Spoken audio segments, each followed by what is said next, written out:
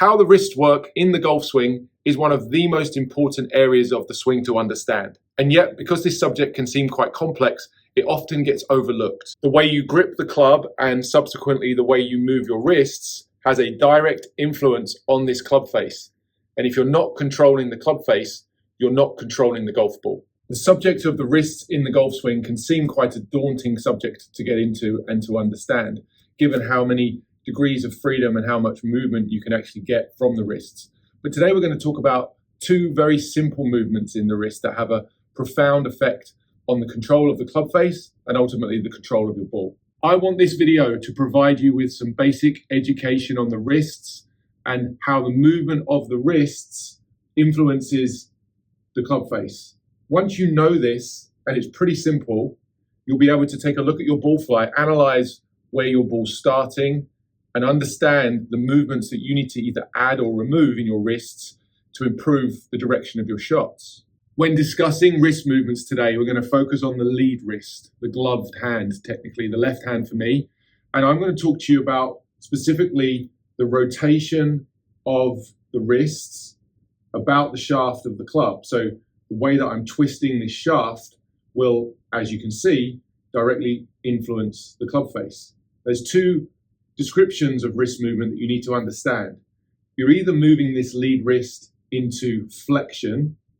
Flexion would be the description of this bowed condition, and flexion of the lead wrist would be associated with closing the club face. So you see how the club face here points down towards the ground. And the opposite movement of flexion in this lead wrist would be extension. Extension would be moving the wrist in the other direction. This is often referred to as cupping the wrist. And you'll see how that has the opposite effect on the club face. Now the club face is twisted open and the club face is pointing up to the sky. It's important to point out there are no perfect wrist angles. There's no one way to do this. So much of the wrist angles and how you move the wrists are influenced by how you grip the club in the first place.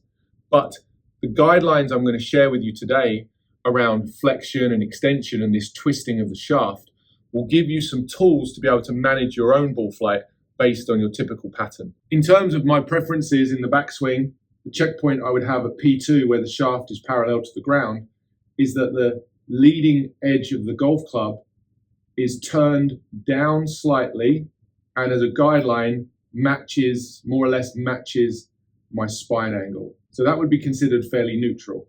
A club face that was pointing more down than that would typically be associated with a more flexed lead wrist, and this would be considered a more closed or stronger club face. And if the club face at P2 was pointing more up to the sky, that would be consistent typically with a more extended lead wrist, and this would be open club faces, weak shots, typically slicing the ball. So there's a useful checkpoint even at P2. If you're going to film your swing and you stop where the club's halfway back, you've got some reference here for what to look for. But there's still lots of time in the swing for this to change. So when we get to the top of the swing, the most flexed wrist condition would look like this, where the club face is twisted and almost pointing up to the sky. Again, that would be consistent with a stronger, more closed club face. The opposite of that would look like this, where the lead wrist is now extended. There's a cupping in my wrist. And now the club face, rather than pointing up to the sky, the toe of the club is pointing more down towards the ground. Again, consistent with an open club face. And this would be the open club face problem would be one that's far more often presented to me because high handicap golfers typically struggle with a slice, and an open club face will lead to you having to make adjustments and compensations in your swing that if you don't make those, you will typically hit the ball to the right. Also, the more open and extended your wrist and club face, the weaker shots that you typically hit. So you tend to lose distance. So there's some real value in understanding how the wrists work and working on your own swing with your individual pattern to understand how much of this flexion or extension you need to add. So I'm just going to go ahead and demonstrate a couple of these where I exaggerate the flexion and try to close the club face far more than I would typically want to. However, this might be a feeling and a sensation that really helps you, particularly if, as I say, if you're a slicer. twisting the grip, twisting the club face with the wrists to have the lead wrist bowed or in flexion. Notice it also does move the trail wrist in the opposite condition, so the trail wrist here is now more bent back. I've got this club face very, very turned down, as I say, in a closed condition. If I was to hit the ball like this, I'd expect this ball to go to the left. Well, I hit it nice, the strike was good, but the ball's gone miles to the left. I could feel that club face was super closed. Now, that's no use to me really in terms of my game, but it does show that the twisting of the shaft has a direct influence on the club face, and what the club face is doing has a direct influence on where the ball goes. So that could be useful to you if you hit the ball to the right as a right-handed golfer. If you suffer with slicing or weak shots that don't go very far, adding more twist, lead wrist flexion throughout the backswing could really be the piece that makes a huge difference to your game. A few of you out there will actually have the opposite problem. You'll hit the ball too much to the left. It's a less common problem than the slicer, but there's plenty of you out there who suffer with the hooks. And the hooks are typically consistent with a club face that is already too closed. So you would want to take the information you're learning today and start twisting the shaft and the wrist, the grip of the club here. Start twisting the grip in the opposite direction and actually adding in some of this extension so that the club face and these checkpoints that I spoke about, you have a club face that's more open than would typically be the case if you're a hooker. Remember, you're already twisting this grip every single time you swing. You don't know it or feel it because in your backswing, you're just doing what feels natural. But so many of you have learned to twist the club face incorrectly, inadvertently. You're not trying to do it wrong, but the way you've learned golf and through multiple repetitions of hitting balls, you've developed these feels in your swing that have become very natural. Unfortunately, they're hindering your progress because the moment you start twisting this face incorrectly, I've already mentioned your body and your swing has to make multiple compensations to try and make up for a non-functional club face. So the takeaway from this video should be that if you hit to the right as a right-handed golfer, let's add more flexion. And if you hit to the left as a right-handed golfer, which would typically be associated with a closed club face, you're going to start adding in a little more extension. And you can use the checkpoint, particularly at this halfway back stage in the backswing, to get a sense for whether you're too open or too closed. Let's hit one now with the opposite wrist condition, the extension, adding in excessive opening of the club face via the twisting or the cupping of the wrist. I certainly didn't make good contact on that one. Feels so strange. The ball's slicing off to the right there. So the slice, because of the open club face, is adding loft as well as changing the direction of the shot and robbing you of a significant amount of distance and power. Anybody looking to take their wrist training to the next level will want to look at this product right here. This is called the HackMotion wrist sensor, and it's an incredibly versatile product that measures your wrists throughout the golf swing and does so in a super easy fashion. This HackMotion wrist sensor will measure what's going on at the wrist level throughout the swing, and it's by far the most comprehensive wrist training aid on the market. It's super simple to use. It took me 2 minutes, put this on, calibrate this thing, super, super easy. And then if you look at the screen, I've got the app on the screen now, just showing you how the avatar matches my hand and arm movement here. And if I move this wrist into extension, you'll see there's 36, 37 degrees of extension with the cupping. And if I go the opposite direction and move into flexion, I can get all the way towards 60 degrees of flexion. So there's an enormous range of motion there, which is going to have a direct influence on that club face as we've discussed.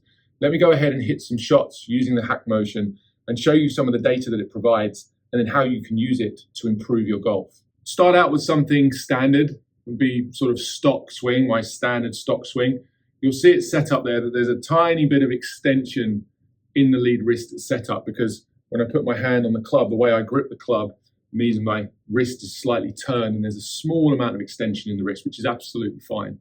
Okay, let's go and hit one. Standard to start with.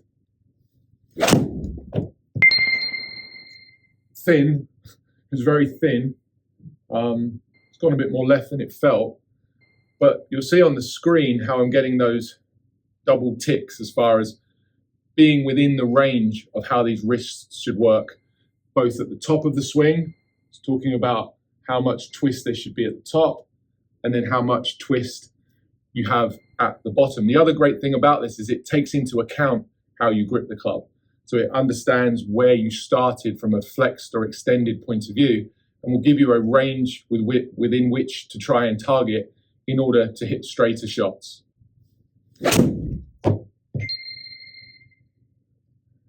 That one went to the right. That was a push, slight push fade. Not typical of my normal pattern, but again, if you look at the screen there, you'll see how at the top I was in good shape, but at the impact position, I was in the range of being too extended. And too extended, as you now know, means too open, and an open club face means a shot to the right. So this is a tremendously useful tool, as I say, if you want to really get into the detail of how the wrists work. And it does a lot more than just talking about flexion and extension. And I'm sure we'll cover that in future wrist videos. But for today, I just want to show you how the flexion and the extension influence the club face and how that club face is going to influence the shot. Let me hit one now where I add in lots of the flexion. So that's the twisting closed. Remember, you're already twisting this club when you swing. You just need to find out how much you're supposed to do. That felt super closed and flexed. So excessively flexed at the top. You can see that, like 30 degrees or so, and still too flexed at the bottom. What's interesting, I think, when I try to exaggerate some of these feels using this, is that my brain tries to override being excessively open or closed, because I've hit so many balls in my life that you learn some of that club face control. It becomes instinctive, that when the club face is out of position at a certain point in the swing, the more experienced, skilled golfer you are, the more you have the ability to recognize that during the very short time you have in the swing, and you try to make some sort of remedy happen. So even though I was really trying to close that thing down there, I did a good job in the backswing of making it super closed, but by the time I hit the ball, part of my subconscious was trying to rectify that super closed face so that I don't hit the ball so far offline. This time we'll just do an open face as well to see how that measures and reflects. So I want lots of extension. When I swing up to the top here on the iPad, I can see that saying like 38 degrees extended. And I was 30 degrees flexed in the other swing, so that's a huge difference. Let's see if we can actually do that with the ball there. Yeah, definitely gone to the right. So 22 degrees of extension. You can see the feedback once again is that I'm too extended. I've twisted the club so much that I'd opened the face excessively. And then even at impact, I was still too extended. But once again, there's some evidence of what I said before. I'm trying to fix that feeling of the open face during my downswing because I'm aware that that ball's going to go so far offline if I keep doing it to this extent. And ultimately, this is what you're fighting on every single swing you ever make. You're fighting with the club face, which, if it's out of position, is causing you all sorts of problems in terms of seeing compensations, whether that's swinging over the top excessively, whether that's stalling at impact and watching your arms bend and your wrists flip. So many of the ailments and the problems that you see in your swing are directly related to how you're moving the club face. And how you move the club face is directly related to how you move your wrists. So we've dipped our toe into the world of wrist angles. If you do want to dive deeper and you're interested in taking a look at the HackMotion wrist sensor, I'll put a link down in the description. And if you use the code RobCheneyGolf, you'll get a 5% discount at checkout. I really hope you found today's video both educational and practical, whereby you have something to take away and use immediately. Your newfound understanding of flexion and extension of this lead wrist and how it directly affects the club face is something that you can try next time you're at the driving range to influence your ball flight and improve your shot shape. Anyone looking to work on their golf game directly with me can find me on the Skillist app. I'll put the link down in the description. If you want to take a look, you can message me directly via that platform and we can discuss how to make this your best golfing year yet. Throughout the video today, I mentioned the fact that how the wrists move throughout the swing can be very directly correlated to how you grip the club in the first place. If you'd like further education on the grip and the things that you should be looking for when you take hold of your golf club, Check out this video I made on the grip, which gives you some comprehensive checkpoints to look for when it comes to perfecting your grip.